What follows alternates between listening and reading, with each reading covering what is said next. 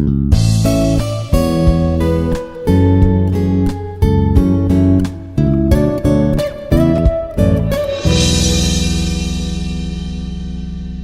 everyone. Myself Dr. D. Sreelakshmi, Assistant Professor in IARE. Today I would like to discuss the concepts bipartite and isomorphism. Bipartite graph. A graph G is bipartite if the vertices can be partitioned into two sets. So given graph, this is the given graph, and in this graph we need to separate the given vertices into two sets. One set as X and the other set as Y, so that every edge has one endpoint in X and the other in Y.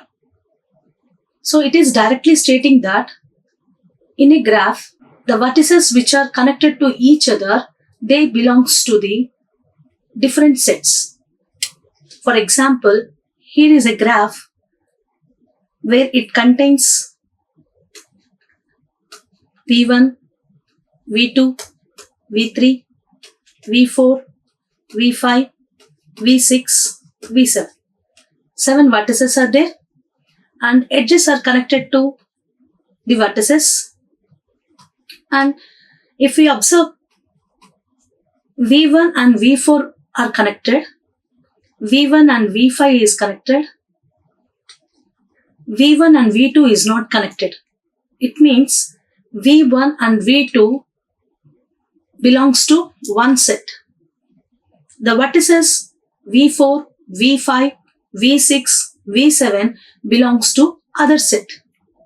So as per the definition, a graph G is bipartite by, in the sense, two sets. A graph G is bipartite if the vertices can be partitioned into two sets, X and Y, so that every edge has one endpoint in X and the other in Y. So if consider this example, then the set X contains V1, V2, V3, and the set Y contains V4, V5, V6, V7. So this is one set where the vertices V1, V2, V3 belongs to set X. Vertices V4, V5, V6, V7 belongs to set Y. Now, if you observe, V1 is connected to V4, V1 is connected to V4, and V1 is connected to V5. But there is no connection between V1 and V2. And similarly, V2 is connected to V4, V2 is connected to V5, V2 is connected to V6, and V2 is connected to V7. V2 and V3 is not connected. And next, V3 is connected to V4, V3 is connected to V6. So here, V1, V2, V3 comes under one set, V4, V5, V6, V7 comes under another set. And these two sets will connect with each other. And we can say with one statement, vertex belongs to set 1, vertex belongs to set 1 is connected to the vertex belong to set 2. Vertex belong to set 2.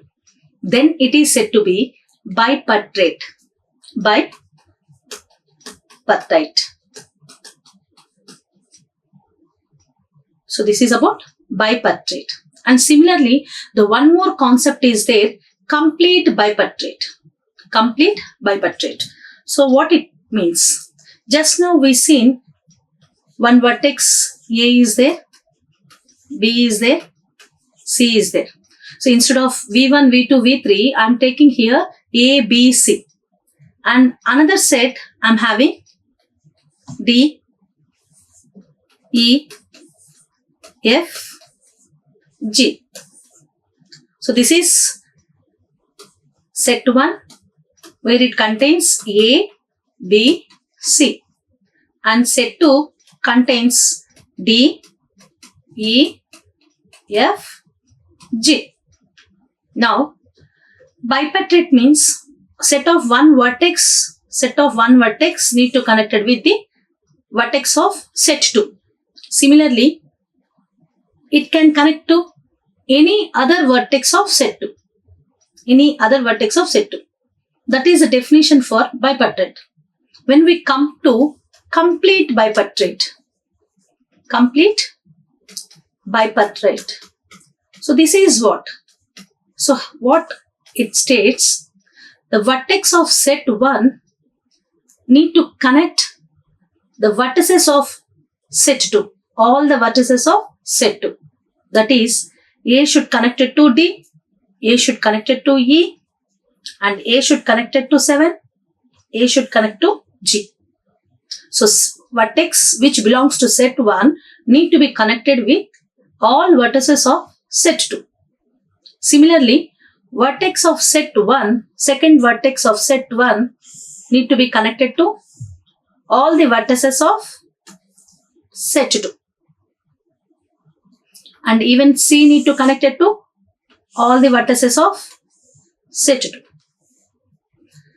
And now if we see in this graph, all the vertices of set 1 connected to all the vertices of set 2, but here each vertex of set 1 is connected to all vertices of set 2. So this is known as complete bipartite. So as of now, we know the difference between bipartite and complete bipartite. Now one more concept here, complete bipartite graph, which can be represented in terms of k suffix mn, which is a complete bipartite graph where x is equal to m vertices and y is equal to n vertices. Every vertex in x is adjacent to every vertex in y. So what we taken just now, the example, it gives this definition. And here few more examples are there. We will look into that. This is first example. And here vertex set 1 has vertex v1 and set 2 has vertices v2, v3, v4. And this is one more example. This is one more example. A, B, C, D, E, F connected to all the vertices. But here one thing we need to remember, we need to represent this complete bipartite graph in terms of k suffix mn. K suffix mn. What is this mn?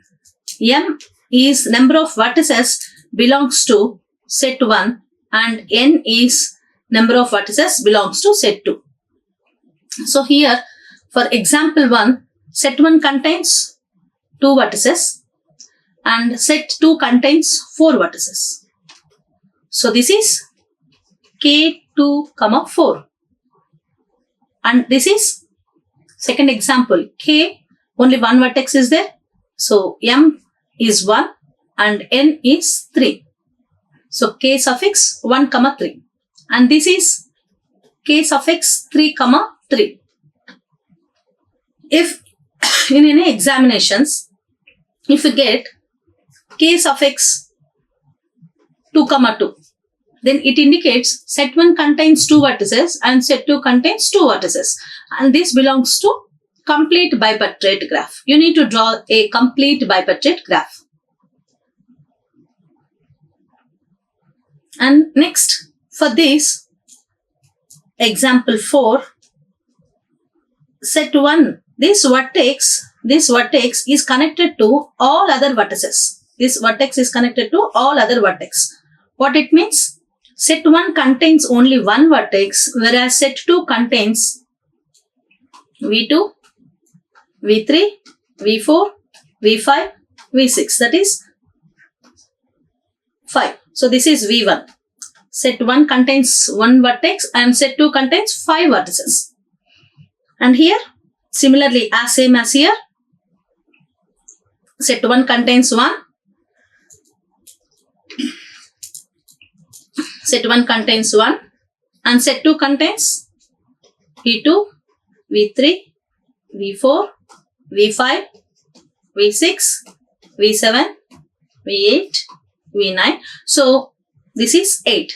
Set 2 contains 8 vertices, set 1 contains 1 vertex. In this way, we need to represent the complete bipartite graph. So this is about complete bipartite and bipartite. And now, the next point is k-partrate graph. A graph G is k-partrate if the vertices can be partitioned into k sets. K-partrate graph. A graph G is k-partrate if the vertices can be represented into k sets.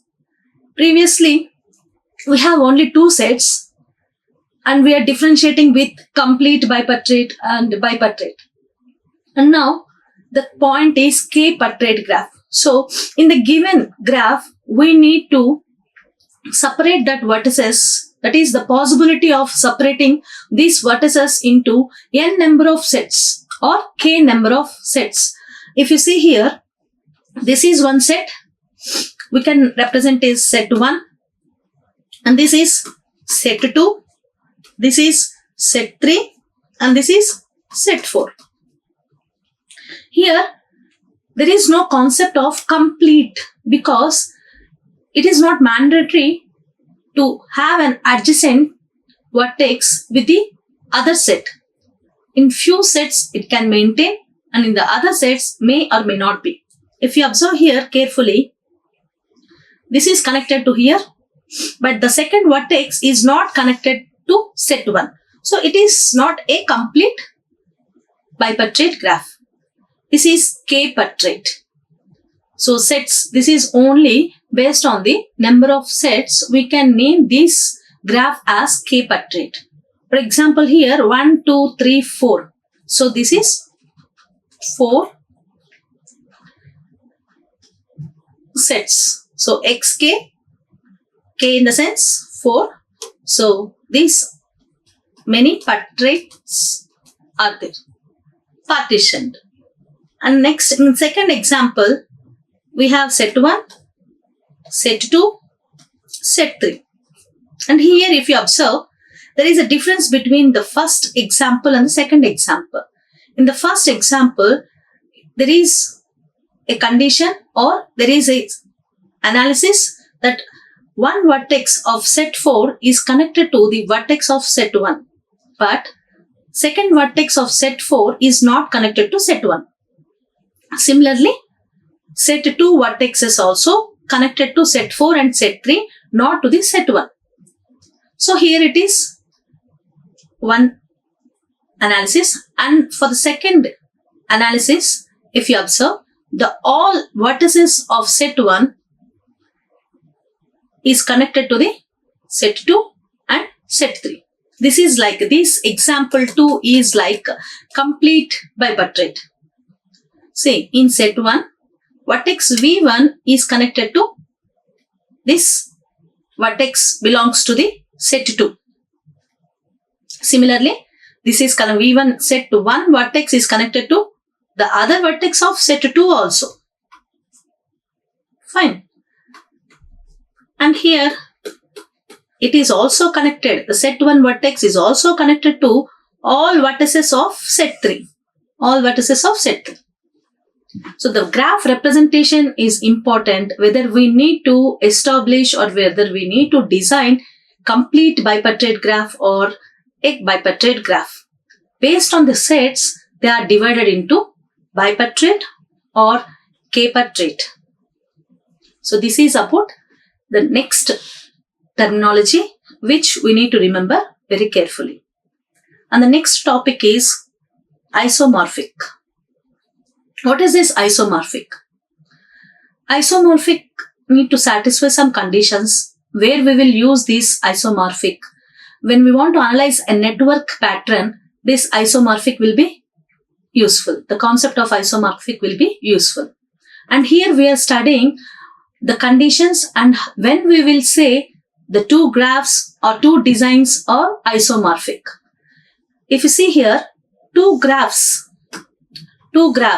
G1, G2 are isomorphic, which are denoted with G1 and G2. The graphs are denoted with G1 and G2.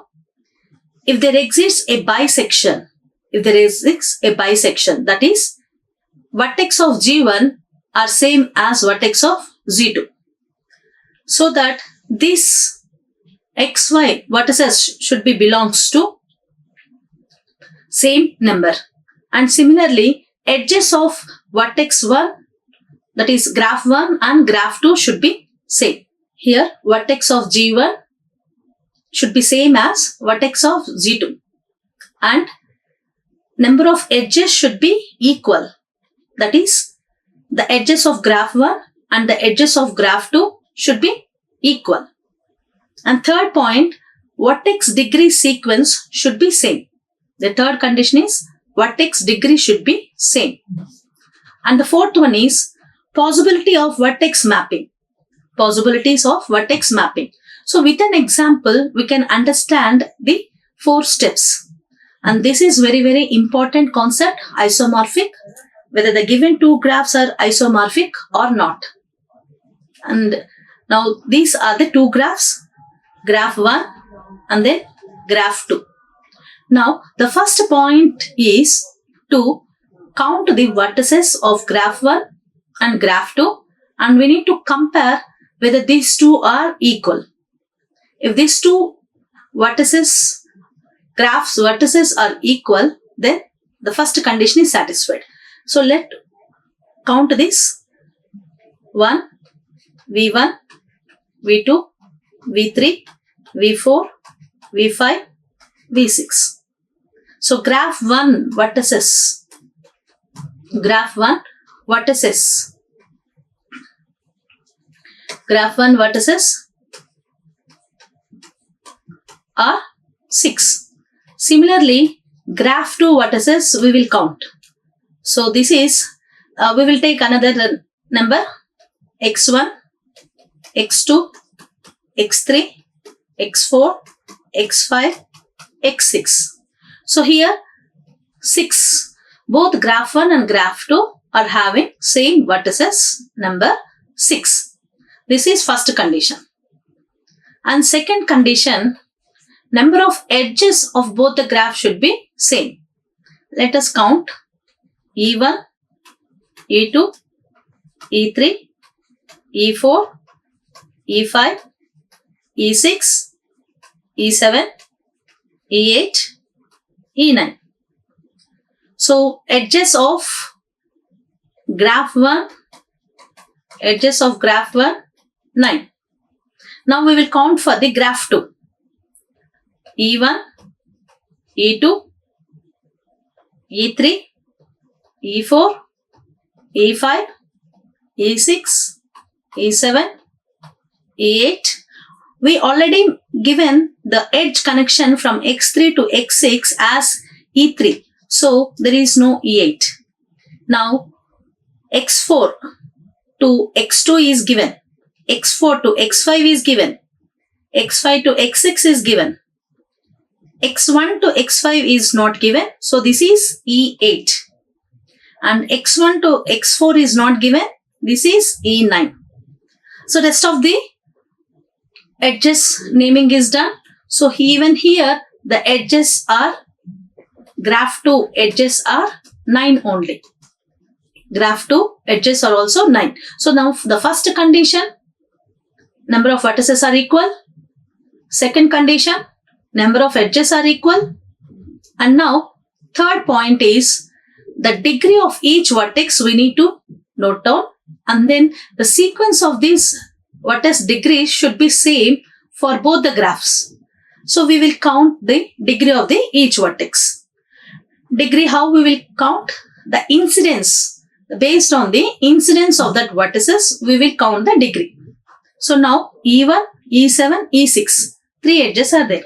So 1, 2, 3. So the degree of the, we will move on to the next slide. Now this is, now where we will count the degree. V1, V2, V3, V4, V5, V6. We will count the degree. V1 has 1, 2, 3. So degree of V1 is 3. If you observe, this is not a directed graph. This is an undirected graph because there is no arc. So there is no point of in degree and out degree. There is no point of in degree and out degree. Just we are counting the degree of each vertex. Next, 1, 2, 3, 4. So vertex V2 has degree 4 and V3 1, 2. So degree of V3 is 2. Now degree of V4 is 3. Next, degree of V5 is 1, 2, 3, 4. Now degree of V6 is 2. So now what we need to do is, we need to list these degrees of all the vertices into sequence. So when we are writing the degree of the vertices, it should be in a higher order, that is 4, 4. This should be a descending order. 4, 4, 2 3s are there, 3, 3, 2 2s are there, 2, 2. So this is graph 1 degree sequence. Similarly, we need to find the degree of each vertices of graph 2. So as we take on x1, x2, x3, x4, x5, x6, these are the vertices. So now we will count the degree of this x1, 1, 2, 3. Degree of x2, 2. And next, degree of x3, 1, 2, 3. Degree of x4, 1, 2, 3, 4. Next, degree of x5, 1, 2, 3, 4. Next, degree of x6, 2. So if you write this in a sequence, then even here 2 4s are there, 2 3s are there, 2 2s are there. So if you compare the degrees of both the graphs G1 and G2, 4 4 3 3 2 2, and even for graph 2, 4 4 3 3 2 2. Yes, the third condition is also satisfied. Condition is satisfied. Third condition is also satisfied. First condition is number of vertices should be same for both the graphs. Second condition, number of edges should be same for both the graphs. And third condition, the degree sequence of both the graphs should be same or equal. It doesn't mean that x1 is having 3. D1, that is degree of V1 is 3. And here degree of V2 is equal to 4. But degree of x2 is equal to 2. You should not compare like that. We should compare the degree sequence of the graph. Okay. And degree of V3 is equal to 2. Here, degree of x3 is equal to 3. So we should not compare like that. Only we should compare the degree sequence of both the graphs. So now this is third condition is satisfied. Now fourth condition. What is fourth condition? Possibility of vertex mapping. Possibility of vertex mapping. We will see possibility of vertex mapping. So now we know the degree sequence, degree of the each vertices. We will list out that. This is for V1. Sorry, this is for V2. And this is for V5. And this degree is for V1. And this degree is for V4. And this degree is for V6. And this degree is for V3. And now here, G2 graph. This degree is for X4. And this degree for X5. And this degree is for X3. This degree is for X1. This degree is for X6. And this degree for X2. Is it necessary to mention like this? Yes, because to map the vertices with graph 1 and graph 2, we need these vertices. So just I am listing out here. I will erase this, all the contents which I placed here. And now I will map the vertices. I will map the vertices. So please look here. V1, 3. That is degree is 3. I will write in this way. 3, V1. And what about V2? V2 is 4. V3 is 2. V4 is 3. V5 degree is 4. V6 degree is 2. This is graph 1. The details related to the graph 1. Similarly, graph 2, x1, x2, x3, x4, x5, x6. And the degree now we will list out.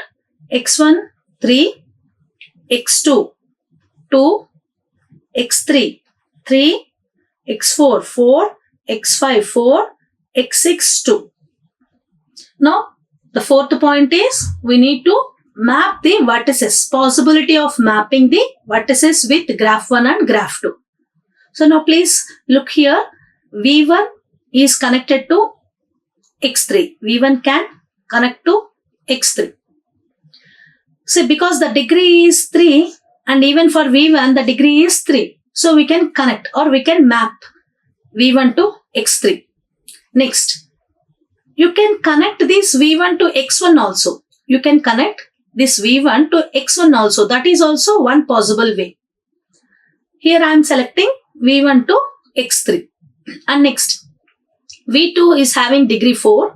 X4 is having degree 4. So V2 to x4. V2 to x4. Next, V3 is having degree 2. X2 is having degree 2. So we can map like this. Next, V4 degree 3. Here x1 degree is 3. So we can map. Next, V5 4. X5 is also 4 because already we connected this x4 with V2. So only one option is there so that we can map V5 to x5. And next, V6 to x6. So there is possibility to connect each vertex with the graph 2 vertex where it is having the degree similar. And here we need to remember one more point, that is if you take V1 with degree 3, right? V1 with degree 3. Now just check, this is connected to which vertex? V1 is connected to x3. Okay, fine. x3, x1, x2, x3, x4, x5, x6. Now please see, V1 is mapped to x3, which is degree having 3. Now, V1 is connected to V6, V5, V2. So please check, V6 is having what? 2, degree as 2. V5 degree as 4. And V2 degree of 4. So V1 is connected with the vertices V2, V5, V6 which are having the degrees 4, 4, 2. 4, 4, 2. Now when we mapped this V1 to x3, even x3 should map with the same degrees. Let us check with that. x3 is connected to which vertexes? x6, fine. Next, x5 and next x4. Now you just check the degrees of this. x6, 2, fine. x5, 4. x4, 4. Let me write this in a descending order so that it will be fine. So x4, x5, x6 and 4, 4, 2. So this is the way how we need to map. V1 is connected to the vertices which are having degree 4, 4, 2.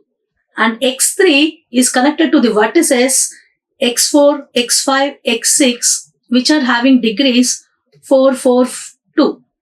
So these two are mapped exactly.